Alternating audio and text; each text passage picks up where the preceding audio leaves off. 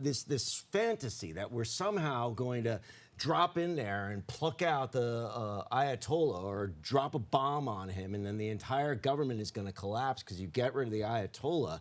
This regime is a lot more stable than these so-called experts think. That's not clear. Well, how are we going to do this? The only way in which you could overthrow this government is you have to put boots on the ground. Otherwise, you're just going to cause more mayhem, more chaos, kill more Iranians, and the government is still going to be there. They're the only ones with any kind of power and authority. It's the guys with the guns. It's not clear how many of the guys with the guns are committed to the Ayatollah.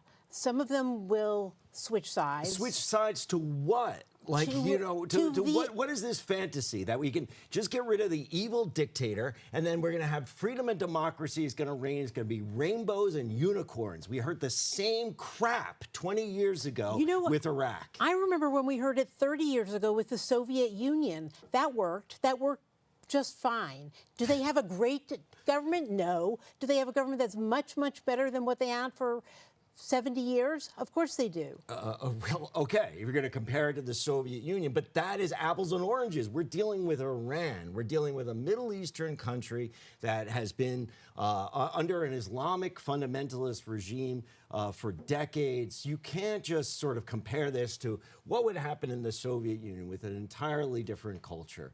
And when we got rid of that government, all hell broke loose. The difference between Iraq and Iran is that the Iranians, the Persians, are not Arabs. They seem to have more capacity for self-government. The question is, what is our capacity to make a difference?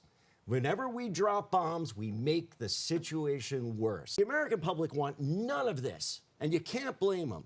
And it's all these so-called experts who don't have any kids in the military who are willing to send somebody else's kids to die for some fantasy of bringing democracy to the Middle East. What a joke.